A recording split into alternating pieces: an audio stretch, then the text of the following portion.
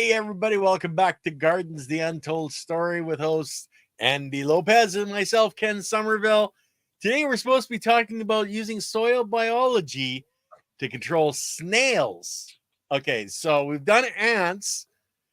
What's the difference between the ants and the snails, Andy? Uh, I think the snail doesn't have legs. It has a big slithering thing, and ants have legs. I think that's a difference. Okay, I don't think I'm talking about it in that way, brother, but hey, what the heck, right? It was funny, okay? Actually, what do they have in common? Okay. Right. What do they have in common? That's the question. What do they have in? Hey guys, what do ants and snails have in common? They're Somebody in the considered a comment. Go ahead. pest in the garden. The word garden. They're So they have the considered a garden. pest They in have the the garden. garden. They have the garden in common, Okay. right? They have the garden in common. What I was getting at, they have the soil in common. Uh-huh. And Perpetual is going, so what was the ant remedy? And we're going back into soil again. And that's what Andy just said is what they have in common is the soil. They both come from the soil and go back to the soil. That's right. And so the key to understanding is that the same thing with ants is that ants belong there, just like the snails belong there. Good morning, good afternoon, good evening. So the point is not to. I like the word controlling rather than removing or eliminating, right? Yeah. And it's really a process of balance. And the way you get balance is what? When we're talking about the soil, but it also works for humans and other stuff too. What? Yeah. Cheers. And Ward One Compost is saying they show us signs of disease because you don't have them if you got healthy plants, right? Well, the what are we talking? What shows the signs of disease? The plants show, or the soil does, or I'm confused. Basically, I would say if you see snails and ants, then that's just like having a disease in your plant. It's giving you a sign that you have a problem. No, no, no, no. So No? that's what. No, so I'm getting at is you're supposed to have ants and snails in the soil. That's not a problem. When you Okay. have a billion ants and a billion trillion snails that you can't count, that's a problem. So whenever you have an infestation and it looks like there's an imbalance, right? That's the problem. So Right. it's okay to have ants. It's okay to have snails, and after all, it's the same thing with weeds. Right? Pests are really what we call it, right? It's just It's how like we look at it. exactly right. So that pest doesn't know it's a pest. It's just a bug doing its thing, you Yeah. know. Yeah. And it's supposed to key into when they're sick, when plants are sick. It's supposed to key Yeah. into that. And when the soil biology is out of balance, because the key to balance, what keeps everything in balance is a balanced soil biology. Yeah. BSB, right? Okay. BSB, balanced soil biology. And usually the soil is always balanced if it's functioning right. If the whole thing is functioning, you got this whole thing system going there that you really but with me, what I like doing is when I go to a person's property, the soil biology is like, what soil biology, right? You know what I Yeah. mean? That's the problem. Yeah. Right. What soil biology? And the structure's not there to support the biology. So there's a whole bunch of things that have to happen in order for the biology to you walk away and the biology says, thank you, and it continues on, right? Yeah. And Yeah. so whenever you have a snail problem, an infestation, I bet you let me back up a second. I think that if people think they have a snail problem, they really talk about one or two or a few snails here and there. I don't think Yeah. they're talking about having a piles and piles of snails crawling across the street or all that kind of stuff. So I think they have to back up and say, okay, uh, the snail is not going to eat your fruit or eat through your plants. There's a reason why it would if your plants are very weak, right? Very, very Yeah. frail. Just no nutrition in it, very high carbohydrates for the whether it be a snail or ants or whatever other bug, because even ants, since the ants are not the ones who are doing the attacking, the ants bring other creatures around that they then attack the plant, and then you milk them for the nectar. That's the whole thing. The Yeah. ants, but it all has to do with eating, and it all has to do with the value of the plant that's being attacked. If the plant is healthy and strong, they will not. Something will come and nibble and go, phew, this is not, I don't need this, right? Move on to the next thing, right? Yeah. And a lot of times, and if the ant, the bug did that and said, "Pew, I'm not going to eat this," and I would say, "Well, you didn't study in class because you missed the whole thing." Normally, what I'm saying is the bug will know because they don't have to chew on it to decide if they're going to eat it or not. They can tell by seeing it. Yeah. Right. Their eyes. Remember, we talked about how their eyesight can determine. Uh, it's just like a refractometer. That when we use the refractometer, we get so the refractometer refracts light. So the bugs refract, their eyes refract the light. See, they very same thing. So they have genetically grown to know when it's good to eat. Oh, great, right? The right color. Let's eat it, right? Yeah. And that's the way it works. And so again, it's you have to be careful in what you think the cause of the problem is, because usually there's a cause and a law of cause and effect, right? Yeah. And so a lot of times people confuse the effect. They say this is the cause, and I'm going to do. Why can't I control this? Right? Where can I stop this? Right? That would be overpopulation of snails or overpopulation of ants, and you can take it to the other realm in terms of diseases, because same thing in the soil happens with diseases. Overpopulation of this particular type of disease or that disease in the soil. Usually, the pests are the ones that are like they're called ant vectors. They take the disease from the soil and put it over there into that plant. Yeah. That's what they use, or from one plant to another plant. So it goes back to the real process, and the sooner one learns how to do this, the faster it will work. Everything will come back to normal in the sense really super healthy, and that would be to get the soil biology growing on its own. Yeah. And once it's in balance, then everything slowly comes back into balance.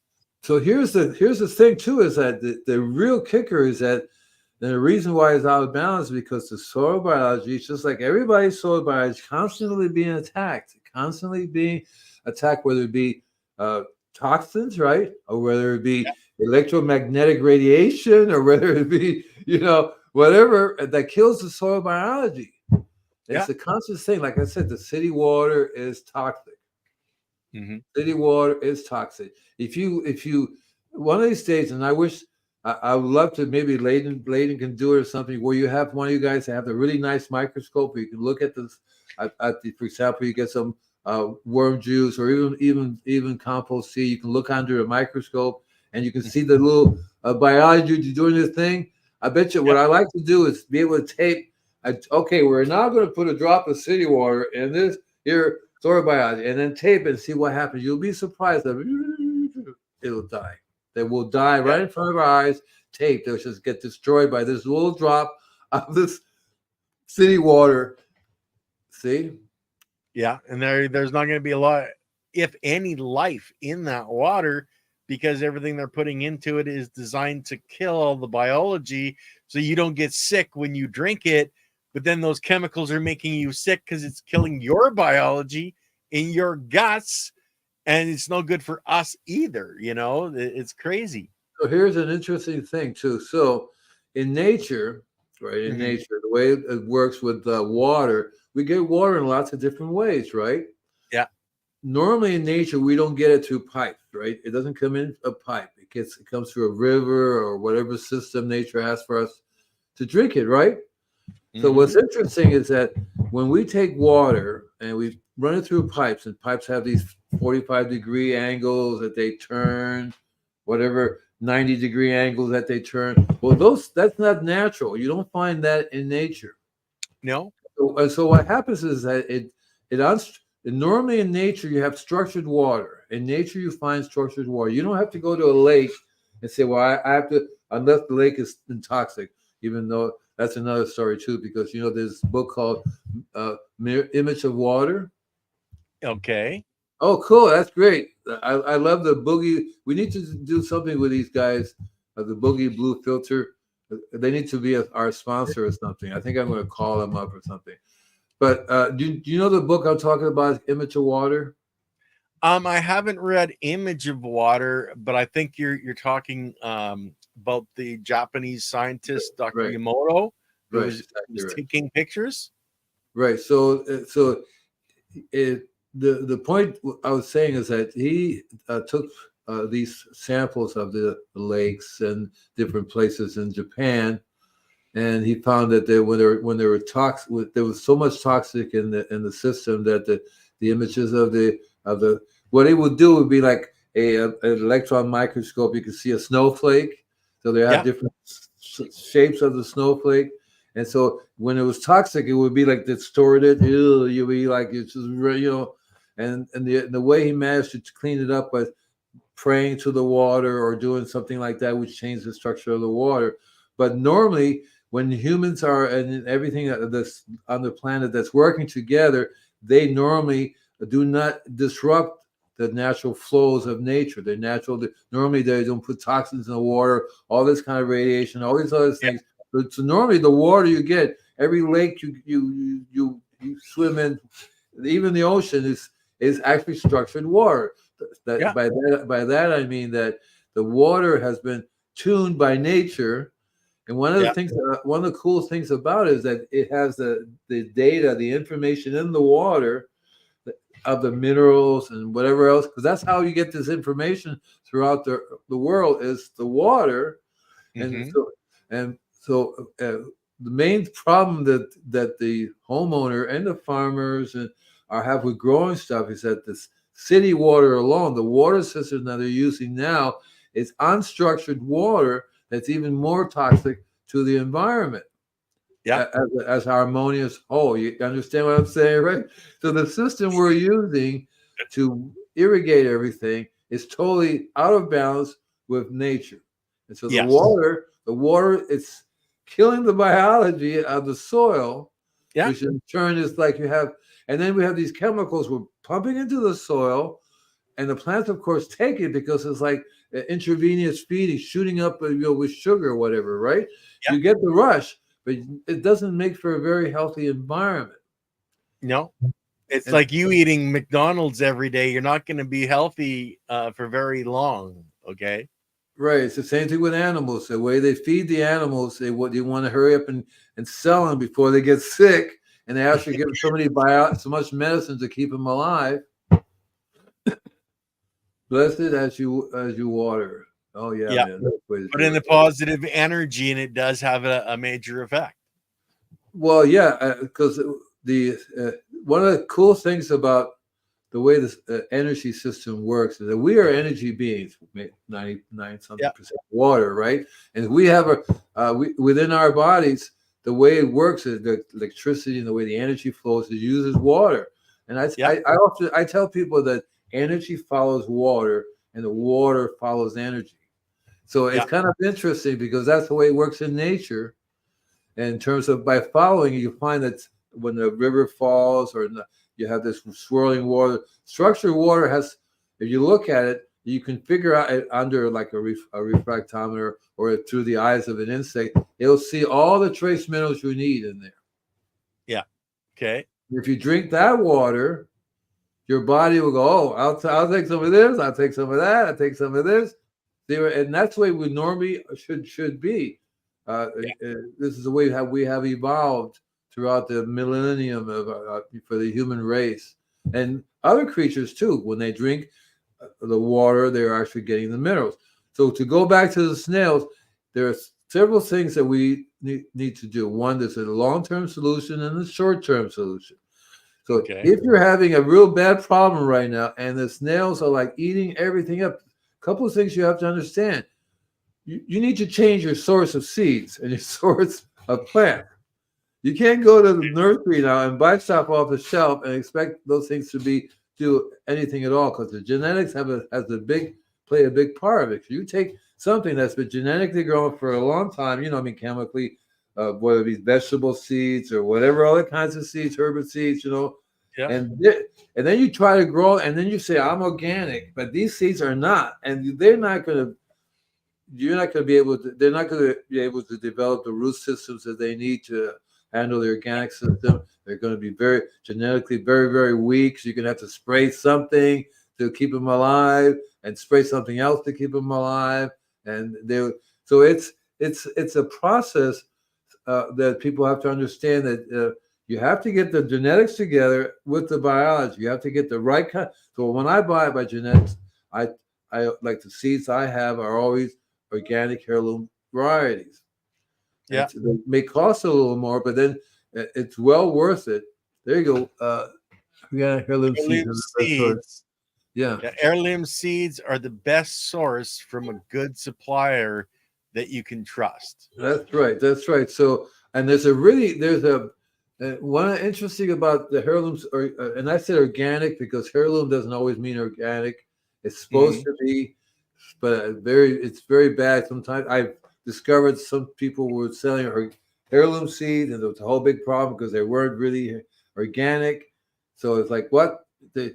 So they should be. It should be if they're heirloom. They should be. It's like compost. You don't have to say organic compost. Mhm. Compost should always be organic. So heirloom should always be organic as well.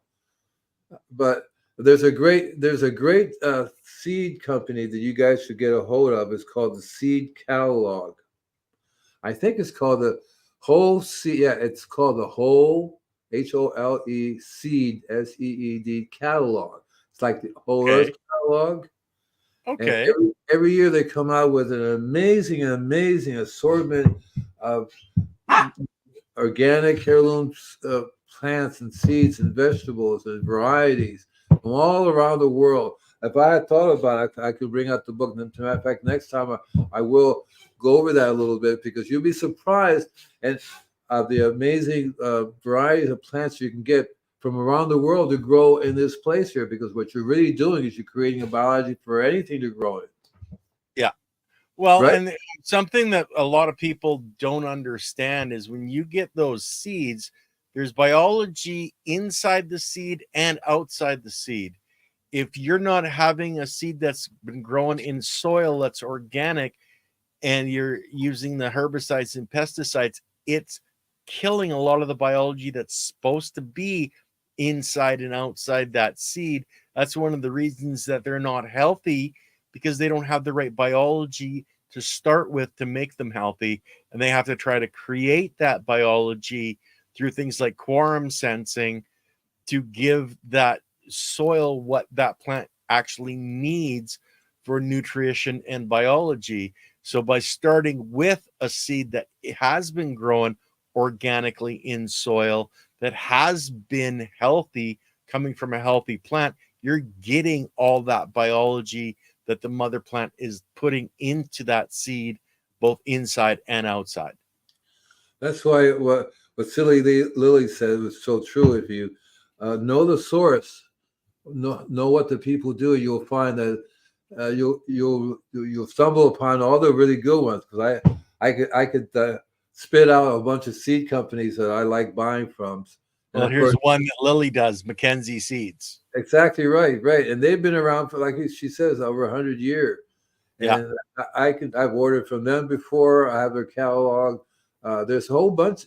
Quite a few of them. They've been around for quite a while, and yeah, they do have a good variety of seeds. And I've learned. See, what I'm going to do here is I'm going to have. And by the way, I saw a snail today, and I okay. said hi. I didn't do a thing to it. I think a bird came and ate it. I'm not really sure because I was sitting out there and I heard the bird said, "Oh, still." So I think the bird got it, so I Yeah, felt good. I didn't have to do anything. I didn't do anything to it at all. But listen, guys. So the, the, you're going to find that every time we talk about something, how the biology can control this, how the biology can control that, we're mhm, really talking about the soil and the fact that everything comes back to the soil. yeah, So we can talk like we were looking at my book. There's some chapters about citrus diseases, and some chapters on basic tree diseases or pests of the trees. They all go back to the same thing. Soil And, biology. and I'm really thinking of the next chapter is you don't need to know anything about what pests or diseases are. All you need to know is that how to keep the soil happy and healthy. That is Yeah. all you need to know. Because if you get really, really good at that, and by that I mean, it's like it's not your definition of what happy and healthy, it's what Mother Nature's definition is. If you Yeah. learn how to let it have a healthy environment, right, where the soil biology thrives. It shouldn't really need you, right? It shouldn't really need you to keep it going. It should be a sustainable system that every time you come back, everything's doing really, really cool. You want to live there only if you can fit into that scheme of things you make, right? And Yeah. so that's what I always strive to do. Every place that I live at, it's always in better condition than when I arrive. When I leave, and it's the same thing with people's properties. I find that, for example, there's one place I was there 20 years. It recently got sold, and here's what's going to happen. It could take quite a few years for that property, because we're going to assume that the new people are not going to be giving it the organic stuff on a regular basis. They may have a water filtration system in it, but I don't think they do. And the other people didn't get one. I told them to get a whole property one, and so assuming that these are normal people, go back to chemicals, 2 or 3 years. 2 or 3 years, everything will degrade right away, really fast. Yeah, very, very fast if they're not maintaining the biology and they're just depopulating and depopulating. They've taken all the workers out of the system. And the first thing that will happen is you'll have an ant problem. The second thing that will happen is you'll have a snail problem. Yeah. Right? That's the second thing you have. And then you'll start getting diseases.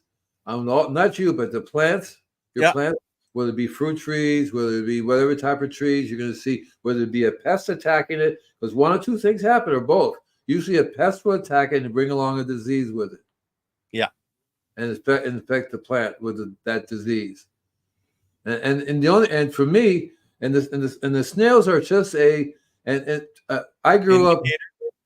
Right. I grew up in understanding when I see a lot of snails, I go, well, there's a problem here. Something's out of balance. I see a few snails running around. I go, not a problem, because usually I've learned how to. And when I started growing things, I failed for okay, you got to spray your plants with stuff. Okay, organics, you have to spray something, right? So use this organic this, or that organic this, right? To spray the plants, otherwise they'll get eaten. And so I said, well, what happens if you don't spray the plants with this? Well, they will get eaten, they'll die. Well, why are they? What's the point of growing something they're going to die? So I learned that, the plants are so weak that you have to constantly, like humans, you have to give them. If the person's really weak, you have to give them shots all the time, so otherwise you'll catch this or catch that, you'll die. Right? His immune system is shot. So it's the same thing. So the soil, the way it works in nature is that, of course, if the soil's not feeding you or the plants are not getting the food, it triggers in every system there, whether it be the ants or whether it be snails or diseases. It's time to start doing something, and that's what happens. Yeah. And so that's really a long-term solution. One of the easiest short-term solutions is if you know somebody who has compost, because if you were making compost, you wouldn't have this problem. See, I already know that. If you're not making compost, if you're making compost, you wouldn't have this problem, right? You would constantly, because that's the process of making compost, constantly bringing in the soil biology, right? More biology, dump it over here, dump it over there, right? Make a nice pile of this stuff. So I would say find somebody that makes compost, figure out a way to buy some from him, and then start using it. That's the fastest way to control your snail problem, or to control your ant problem, or disease problem. That's what you want to tackle right away. And it's really not the fastest way, because there's a faster way, but I mean the fastest way to get into this thing, to get into the soil. The best thing to do is to bring what I do in a customer's place. Basically, what I do is I tell them, okay, I'm going to be bringing three things: compost, soil, and mulch. Yeah. Yeah. And I'm also going to bring in some type of rock dust. I usually get a rock dust blend, a blend of rock dust. Well, Those you need the minerals. right, Yeah. those together. So what I'll do is I'll blend everything together except for the mulch.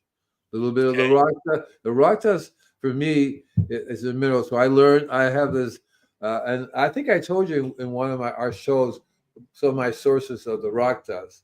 You can get about 10 different varieties of rock dust. So Yeah. cool because each of them will have like as in my is 3% calcium, whereas the one agriment, which is another rock dust from Southern California, it's a really nice alluvium clay. It's 30% calcium. Mm-hmm. 30% calcium. Okay, you don't find that in rock dust, and that's why it's called alluvium clay because it's really clay, and it Yeah. comes from hot. There's a hot sulfur. There's a hot mud bath in San Diego that this underground volcano, whatever it is, heats it up, and that's the stuff he sells. Okay. And I have some, and that's why I'm making my liquid. I've been using it. I love. I have to drive down there, or even pay for 50 pounds. It's probably like $50 at least shipping. Yeah. Right, Oh right, yeah, buck a pound. Yeah, that's cheap. yeah. But it's definitely worth it because uh, the 30% calcium is just absolutely amazing because we talked about that before. How calcium is very important Yeah. in the process and assimilation of all the trace minerals. It's like a doorway. If you have the right amount of calcium, it opens the doors to magnesium and everything else. You need all of them working. And Yeah. so I blend those together, small amount. Where I learned, I keep telling people, oh, it's just like Leighton does. Don't be a moron. So Yeah. you do so. What the key words here is trace. So you Yes. have to add, so that's why it's called trace minerals. So if you add too much trace minerals, it becomes toxic. So you always learn to to add a tiny amount. So you mix them together, that's great. But then you take like a cup to a whole wheelbarrow. Yeah. And it's micronized minerals is what you're Right. And looking. it's really, and it should be, and I get one of the things I like about getting different types of rock dust is some is very fine, like 200 Mhm. mesh, and it ranges all the way up to little pebbles, little tiny chunks of Yeah. rock, or you know what I mean. There are different grades of it. When you mix them together, you have like some of them become available right away, and some of them take a while to break down, so they become little housing units, right, for the Yeah. micro. And so I Mhm. blend them together. When I was in Florida, I was really good at this in the sense that I've learned that rabbit manure, little pellets. So Yeah. these little pellets are really, really amazing biological bombs that have this biology inside of them. Mhm. I've learned it from llama manure, pellets also. Yeah. Uh, Alpaca. yeah, they're much higher nitrogen, but the biology.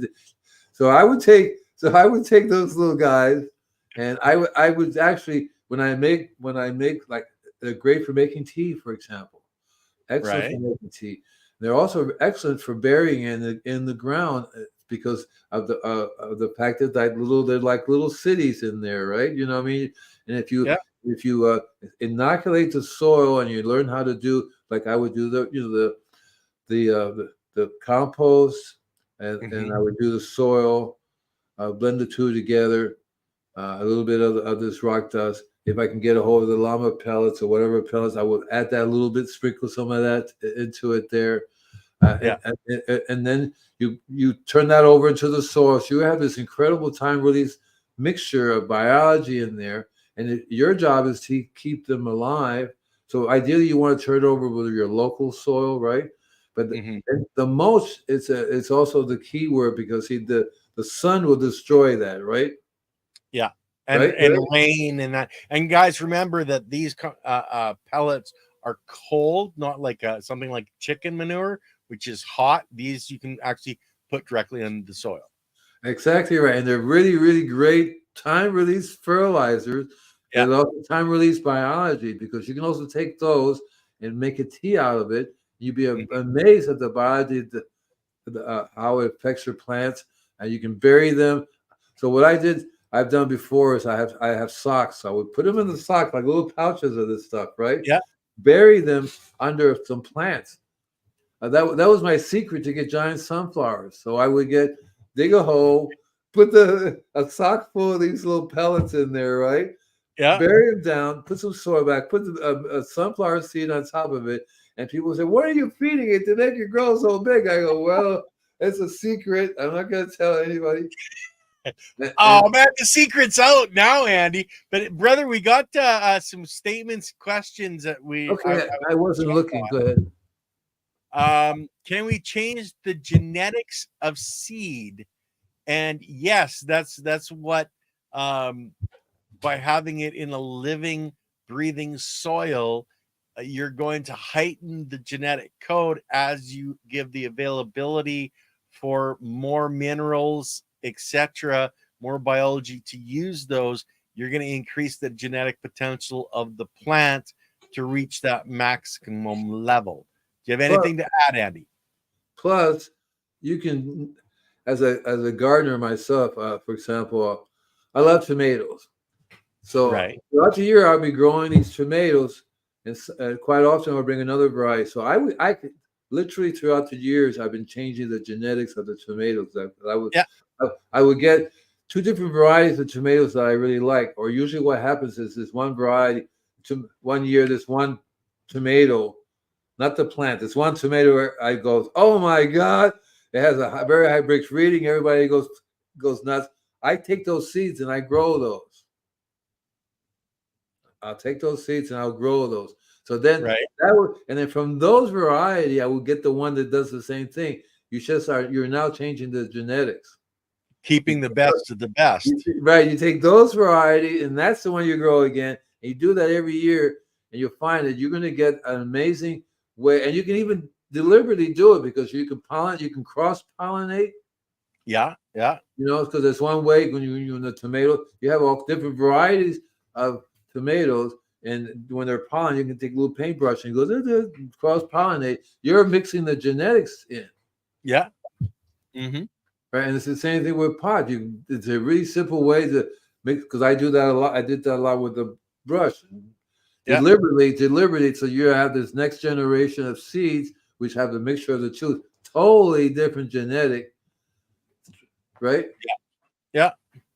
So then we'll jump on to what Silly Lily had to say here. Mackenzie Seeds does not sell, nor have they ever sold any seeds treated with nicotinoids or NICOs for short. The impacts of this class of chemicals on pollinating insects, such as honeybees and native bees, is a cause for concern. So just to point out the coating, if it's a nicotinoid, it's bad for our pollinators. Not only bad for pollinators, but it's just bad for birds, bees, bumblebees, bugs, everything. It's one of those things that it's actually that comes from the tobacco, that comes from the nicotine product. It's not nicotine, it's a coatine. That's the actual chemical in it. Because when I have a test that it's this little strip that you pee on to see. Because once nicotine gets into your body, if you don't eliminate it, you're going to accumulate it. Right. And nicotine has there are 5 different types of exposure to nicotine: first hand, second hand, third hand, fourth hand, fifth hand. Fifth hand. You know what that means? So no. Sorry. No. What it means is that look, first hand is obvious, right? That you're right next door to somebody you're talking to them, right? He's smoking in your face, right? Second hand, that's second hand. First hand is me consuming it. Well, yeah, that's true. That's right. That would be you consuming it, right? That's the first hand, right? Second hand, you're standing there next to. Third hand is like you're a little bit further away. Fourth hand means okay, you wasn't even wasn't anywhere near you. Says maybe around the block. Fifth hand is that you come back the next day. That's why they say in the park, no smoking in the park. It doesn't make any difference. Nobody there. But one lady can come the following day who's a non-smoker and will get the nicotine by touching it. It sticks around for a long time. But it's called coatine. So there's a test you can take to see if you have it, and there are things different kinds of herbs you can take to eliminate it. But that stuff, not only it actually destroys, just the same thing it does to humans. It destroys the ability for the nerves, the system to work, the electricity to work. That's what basically what it does. It coats the nerve endings of how Okay. the system works, and you can't. And one more thing too is it about bees is that so what's going on with bees, and this started a while ago because people were starting to do genetically modified corn, Yeah. and the bees were all getting really disease, more and more diseases, and that brought upon the sudden death syndrome where the bees would die suddenly, and Hmm. nobody can say that they knew where it was coming from, but that's what was happening. These were being exposed to more and more of this and one of the problems with being exposed is that their royal pollen and it would end up being toxic to the queen, Yeah. right? And then here you have millions of acres of this corn, right, genetically modified corn, with the bees only getting that. So it's a major problem, and so that's what's going on now. The bees are literally collapsing. There's going to be less. It depends on where you're at, uh, but the major stocks, the farmers, from what I hear, they have to transport them back. Several companies that move their bees around just for that because you're Yeah. running out of bees, and it's getting worse and worse. But the other thing I heard that's interesting too is that African killer bees are Yeah. moving in to take their place, and they do the same thing. They pollinate. They'll do the honey. They'll do the whole thing. Except that you can't mess around with these guys, and they're Yeah, a little bit. there's a lot of them actually in New Mexico. They're actually Yeah. and in Mexico, they found ways that they can actually take the honey, etc. They just have to take the extra precautions, Oh, but you really? don't want, yeah, you don't want Yeah. them in, unless you want a security system. You can put a hive out in front of your house, keep the neighbors away anyway. But yeah, the bees, there's the sudden hive death. There's a lot of different diseases that bees can get. The varroa mite is one of the most prevalent things right now for bees, and that's I was talking about it on a show a few days ago. It really has a lot to do with the biology and viruses that are coming on the varroa mite into the hive, not necessarily the varroa mite itself causing problems in a beehive. So it is. There are so many different things going on now, and it really comes back down to if we practice what we're talking about. It's all about the biology, because Yeah, seriously, that is the key to fixing everything. Whether yeah, it be the bees, right, to help the bee recover, animals help them recover, help the trees, the forests, the yeah, ocean. So you people will say, what does well, the ocean has its own biology too. As a matter of fact, the ocean and the land, the biologies intermix all the time. yeah. Well, You know, yeah, exactly, right. right? So So that kind of goes into what Super Nessa is talking about, which he's been watching his plants literally change from grow to grow. It's the same strain, and he wants to know, are they reaching their genetic potential, or are they starting to heal? I would say they're starting to heal. And I think that there's a to say that any of these plants can there's potential and that can't uh, go any higher or do any better is a mistake. Same thing with saying with people you only have a certain potential and that's it, you can't do anymore. So it's really just a matter of making the opportunity available for them. That's what we're here for. In a lot of ways, when we're growing things, we have to look at. And I look at it as a guardian rather than an owner. Unfortunately, I have to kill them and eat them, which Yeah, is a little bit conflicting on certain levels. But because I have a hard time killing. I used to grow sprouts. I have a hard time killing them. I'd rather put them in the ground, right? yeah, you know but it's a process. But it's really a process of looking at how the soil. See, one of the things I like about this show is that when we say it focuses on what's really the problem, and that's the biology. It Yeah. focuses on the essence of what is needs to be. Whatever, even all your other shows are all focusing on the biology. Hmm. See, so and that's the most important thing. But right now, I don't see enough of it happening fast enough. I don't see enough cities saying it's about the biology, right? The thing is, Andy, I only came out with It's All About the Biology, what, 2 years But ago? it's your fault. You should have done it like 30 or 40 years ago. What the I heck, right? didn't know. I didn't know. I only There's found out no about it excuse. myself that long ago. There's no excuse. You should have done it 40 years ago. Where were you when I was running around yelling on the corner that it's the end, it's the end, it's the end. The end is near, right?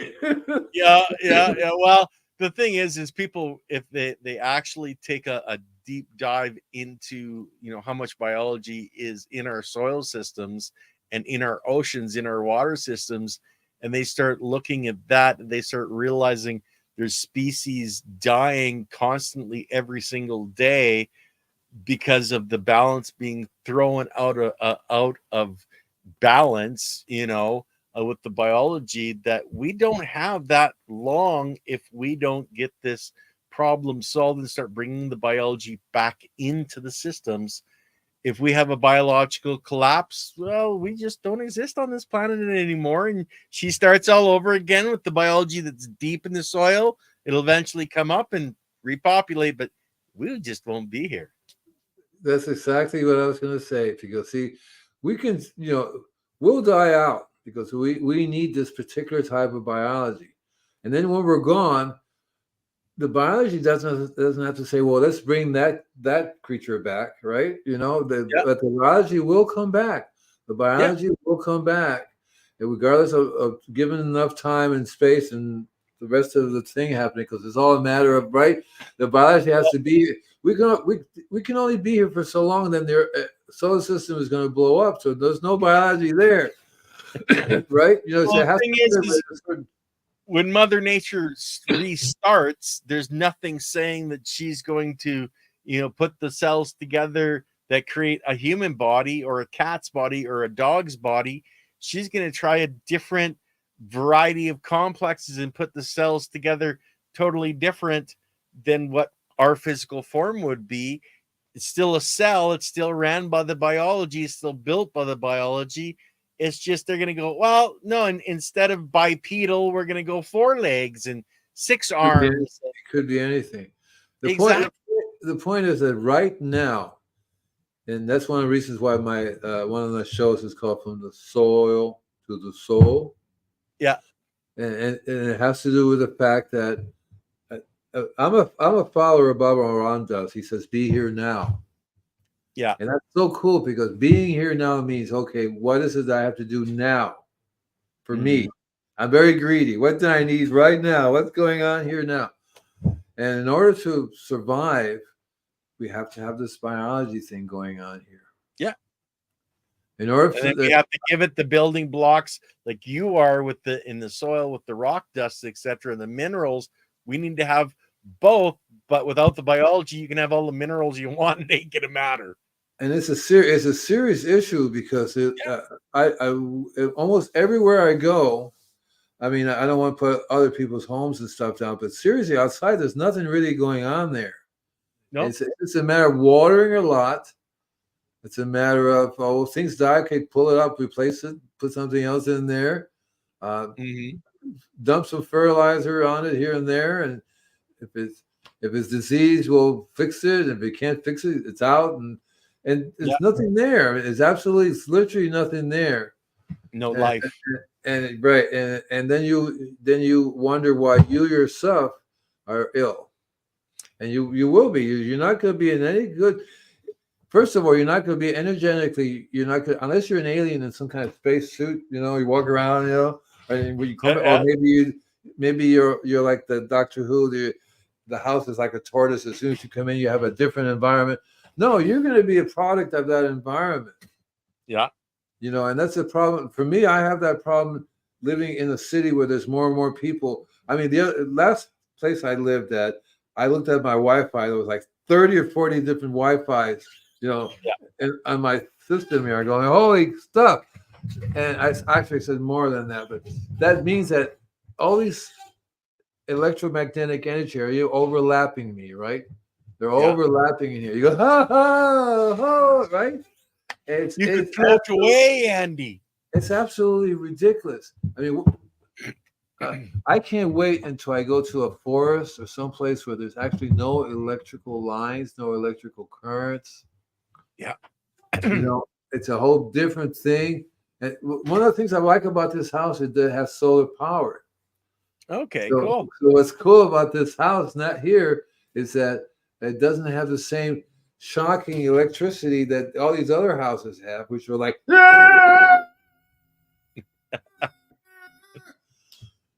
right?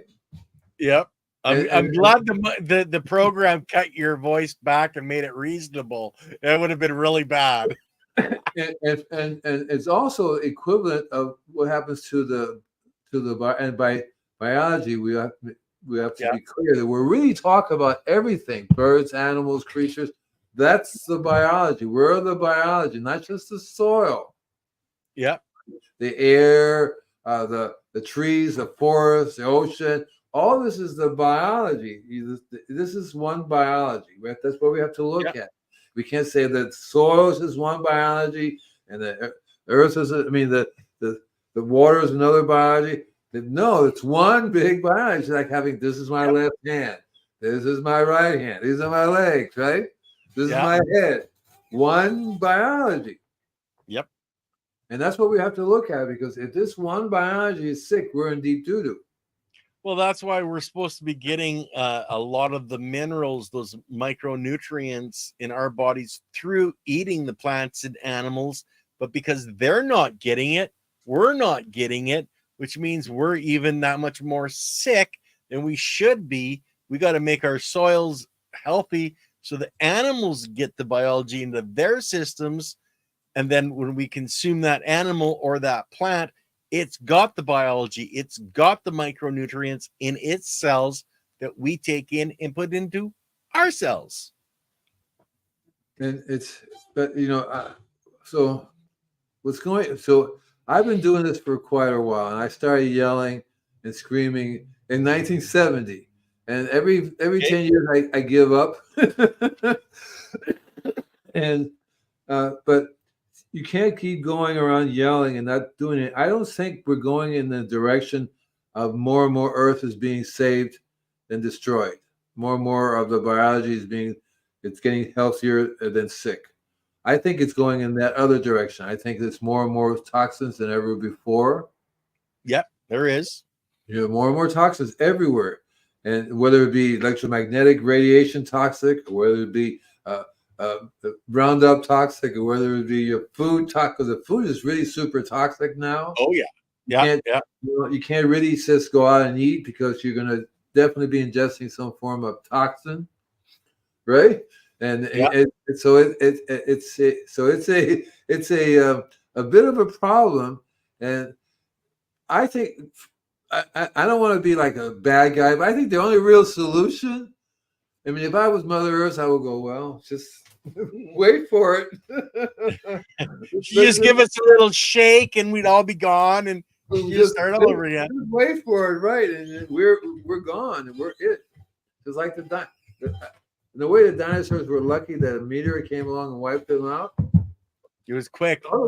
Otherwise they wouldn't. They wouldn't really have. They would still be here. So I guess we were lucky that they came and wiped out the dinosaurs. And the dinosaurs, or we'd be running from T-Rex, man. And the dinosaurs didn't do the damage to the soil that we're doing now. No. The stuff we do now have never been seen on this planet before. Well, it's really a lot of bad things that we have created, because you have to consider the periodic table of elements hasn't changed. They add things here and there as they find them, but the elements themselves on this planet haven't changed. It's just how we combine them, and we've combined them in such a way that we're damaging our planet and ourselves and the biology that controls everything. not even, I don't think most people understand just how much biology is in your body, but over 90% of your DNA and RNA is not human, it's biological. So we just, it's an awareness and knowledge and understanding. It's like when people are dealing with cannabis that don't understand cannabis and putting it, oh, it's the devil's weed, when it's actually one of the most beneficial things for our bodies, our endocannabinoid system, to have those components brought in. But it's a lack of education, Andy. But that's why we're here, brother. That's why you've written over 20 books. So listen, I one of the things I like about you is that you're a very logical person, and I love everything you say because it's totally true, and I've been trying to tell people the basics of the simple fact is that we can't. I mean, nuclear power plants, right? I mean, for crying out loud, and every single nuclear power plant in the world leaks. They also have a problem. You're not supposed to know that, Andy. They also have a problem with their waste, Mm-hmm. and that leaks. So here we have for example, in the United States, San Diego nuclear power plant been out of commission, right? They're not working anymore. They're leaking, and the storage is leaking.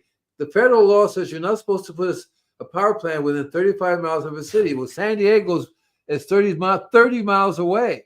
And now they shut it down, but they just can't walk away from it. We're spending millions of dollars, and it's still leaking. It's leaking into the ocean. They figure, well, if it leaks in the ocean, no problem, right? Yeah, it just kills all the oceans. And radiation, it's one of those things that takes thousands of years to clean up. The microbes will clean it up, but thousands of years it'll take to clean it up. Yeah, they can actually secure it like they have at Chernobyl. A lot of they're finding it, if they don't disturb the soil, the radiation has been captured, the isotopes in the fungal hyphae. But when they disturb the soil, it re-releases. So the biology can trap it, just don't, it's like having a windstorm coming and closing your windows. You're safe, but you open the windows and you get all that rush. Well, that's the nuclear isotopes if you disturb that soil. So look at it this way too. Okay, around the world, how many nuclear power plants do you think we got, right? And just imagine, hundreds, thousands. Right, just imagine they're all leaking and they all have the same problem. What do we do with this toxic waste? Oh, we'll put it over here. Well, that's over here is leaking too. We can't. We're running out of room, and China's building one a month. Yeah. Okay, and I'm like, oh, okay. So here's what's going on. So we're gonna not only have we. Hey guys, I am sorry to go off on this. Remember, we're talking about snails and the biology, but I have to just, go for it, Andy. So it's I forgot what we're talking about. We're talking about nuclear waste and nuclear power plants. So look, so so we have started on this path of climate change because we screwed up. Okay, so that's one issue right there. Okay, climate change. We're gonna go into an ice age, and I can prove it to you and show you, explain how that's gonna work. We're already in the ice age, as a matter of fact. Just look around what's going on with certain winter times. They're gonna get worse and worse and worse. Eventually, there'll be no summertime, no spring, just one big long winter. That's bad enough alone. But throw in a nuclear winter. Let's make it more fun. Let's have every nuclear power plant blow up on you when it gets too frozen or whatever it is, and then you have it's called a nuclear winter. Let's go through that too. Let's do that.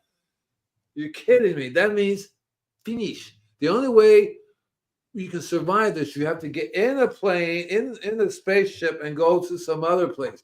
Why do you think these wealthy people want to go somewhere else? That's the only way they can do. Whether it be the moon, Mars. Hey, let's go to Mars and own Mars. Let's do it there. Even though they're going to have a hard time because other people are already there. Other creatures are going. You ain't coming over here. Well, there are over 30 plus alien species here. They're finally admitting that they've had this alien technology for decades. They've been interacting with alien for decades. that stuff is finally coming out as factual, right? The thing is, we could solve the problems of the biology on this planet in 2 to 3 years. It's just a matter of getting them to stop killing the biology, not selling any of the products out there that are killing the biology, only selling products that enhance biology. We can fix it very, very quickly because the biology works at lightning fast paces, right? We're talking thousands of generations a week in some of this biology. They can fix it if we stop killing them and help them. And that's why we're here, and that's why you've been doing this. And for 50 years you've been preaching this, Andy, and we're never going to give up. Even, you know, right to the end, we're going to keep trying, and hopefully we win, and this gets out to more and more and more people, and the changes made where we can save our planet and our species. So it's taking one step at a time. All we can do is just one step at a time. When I wrote the book How to Heal the Earth in Your Spare Time, that's exactly it. Everybody does their own little part. Everybody, and that's all you can do. But again, there has to be, and it's very disturbing because if you look, we're not going in the right direction now. It's getting worse and worse. We're doing more and more toxic, more and more of the wrong thing. Like we're a bunch of idiots. We were sitting on the tree branch, right? Cutting the branch we're sitting on. Now we're cutting the tree that we're sitting on. So it's the thing, Andy, my friend, it is actually happening more and more. Like we're seeing a very small amount. You're seeing just a small amount happening in Malibu, but there's farms like hundreds of thousands of acres globally that are moving into this understanding.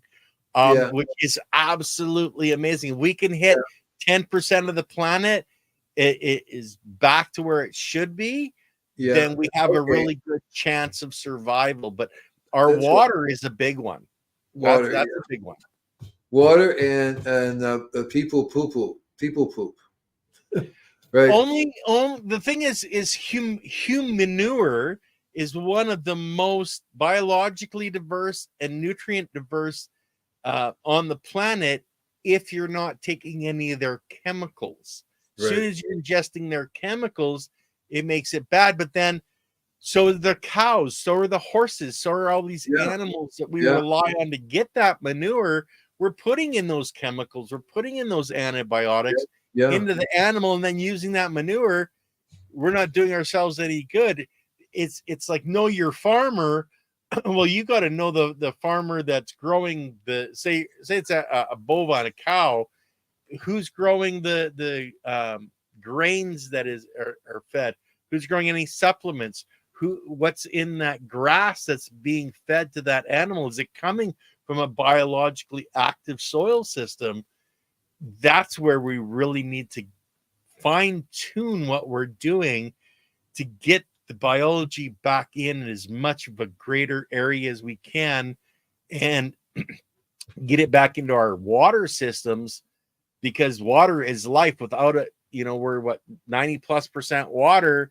If we don't have good water to consume ourselves, we're in major trouble. And that's the point we're at now. That's where, there's people around the world trying to fix the water problem. There's people around the world trying to fix the soil problem, and it's bringing all of those people together under this basic umbrella of understanding, because biology doesn't matter if it's air, water, or soil, or us.